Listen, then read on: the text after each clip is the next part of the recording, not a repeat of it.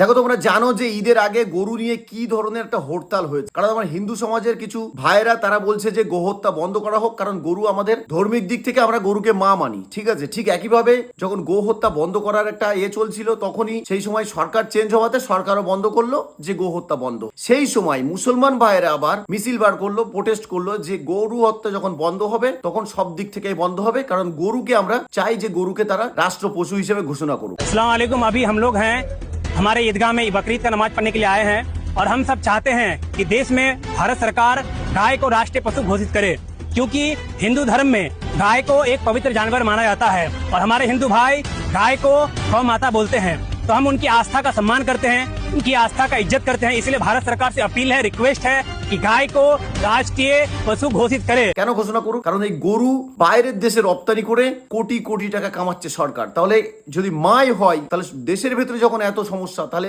গরু সব টোটালি বন্ধ হবে। হ্যাঁ, ঠিকই কথা। গরু যখন মাই তখন কেন তাদেরকে এক্সপোর্ট করা হবে কেটে, বড় বড় কোম্পানি দিয়ে তারা বাইরের দেশে কেন দেওয়া হবে, তাই না? এই জন্যই তারা বলছিল যে গরুকে রাষ্ট্রীয় পশু হিসেবে ঘোষণা করা হোক। এখন এই যোগী আদিত্যনাথ, এত দেশের এত সিএম আছে, কোনো সমস্যা নেই, যোগী আদিত্যনাথের এইটা নিয়ে সমস্যা। দেখুন ভিডিওটা একটুখানি। कह रहे हैं गाय को राष्ट्रीय पशु घोषित करो।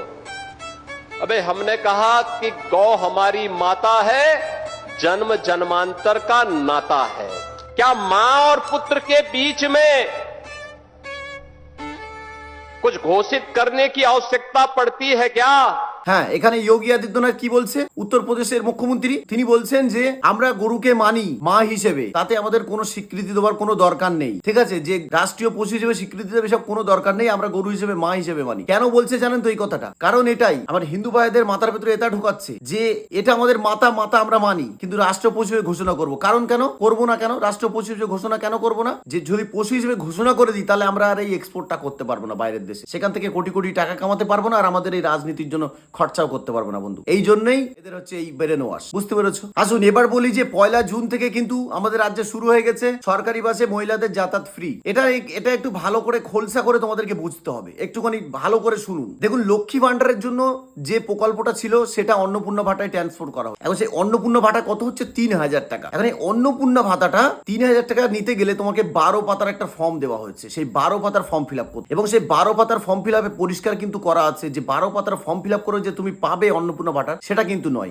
কারণ সেখানে অনেক কিছু নিয়ম শৃঙ্খলা আছে, জমি আছে কতটা, ঘর আছে কতটা, গাড়ি আছে কার, হ্যাঁ, এই ধরনের অনেক কিছু তাতে দেওয়া আছে। যদি সেগুলো তোমার থাকে তুমি পাবে না। মানে এটা থেকে এটা বোঝাচ্ছে যারা বিজেপির চাটুকর, যারা দেখবে যে সোশ্যাল মিডিয়াতে ভিডিও করছে বিজেপি করে, আমাদের বাংলায় অনেকে করছে, ঠিক আছে, তারা কি বলছে যে 12 পাতার ফর্মটা বার করা হয়েছে এই জন্যই যারা সঠিক তারাই পাবে। ঠিক আমরা ইদানিং দেখেছি যে অনেকেই রাজ্যের যারা লক্ষ্মী ভান্ডার নিত, অনেক ছেলেরাও নিত, ঠিক আছে, তাদের ভেতরে লক্ষ্মী ভান্ডার হিসেবে কি জানি না পেতো কিভাবে, বেআইনি ভাবে হয়তো তাদেরকে অ্যারেস্ট করা হয়েছে। এখন এটা নিয়েও অনেক কথা উঠছে, বা তারা এই সোশ্যাল মিডিয়ায় বা বাইরের যারা নেতা তারাও বলছে যে অন্নপূর্ণা ভান্ডার তাদেরকেই পাওয়া উচিত যারা এর যোগ্য। খুব ভালো কথা। এখন আমি বলি, রাজ্যে জুন মাস থেকে সরকারি বাসে মেয়েদের যাতায়াত ফ্রি।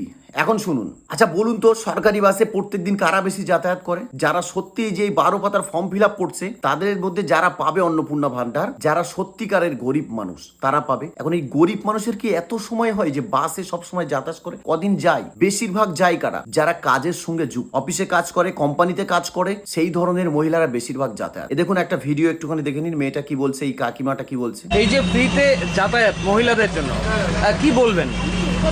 কি বলবো, যাদের প্রয়োজন তাদের জন্য ঠিক আছে, কিন্তু আমরা যারা ওয়ার্কিং তাদের জন্য এই ফ্রিটার কোনো মানে নেই। এবার একটু আলোচনা করা যায়। কাকিমাটা কি বলছে কিন্তু বলুন তো? কাকিমাটা এটাই বলছে এই প্রকল্পটা ভালো, বাসে মেয়েদের যাতায়াত ফ্রি হওয়া, এই প্রকল্পটা ভালো। আমিও সেটা বলছি যে প্রকল্পটা ভালো, কিন্তু মনে রাখতে হবে যারা মাসে 30,000 টাকা 40,000 টাকা ইনকাম করছে তারাও বাসে যাতায়াত করছে ফ্রি। ঠিক আছে, তুমি বলছো অন্নপূর্ণা ভান্ডার তাদেরকে দেওয়া উচিত যারা সত্যিকারের পাওয়ার যোগ্য। আচ্ছা বলুন তো, 30,000 টাকা 40,000 টাকা যারা ইনকাম করে তারা বাসে যাতায়াত, ধরে দিন 40 টাকা যাবার ভাড়া, 40 টাকা আসার ভাড়া, 80 টাকা পার ডে তাদের ভাড়া করে। এখন ভাবুন তো, মাস শেষে এটা কত হচ্ছে? 2400 টাকা মাস শেষে। ইনডাইরেক্টলি না হলে তো তুমি 2,500 টাকা কম বেশি করে তুমি দিয়ে দিচ্ছ তাদেরকে। এই টাকাটা তাহলে কিভাবে যাচ্ছে? তাই বলছি রাজ্য সরকারকে এখানেও কিন্তু কিছু একটু পয়েন্ট কি কাটাতে হবে।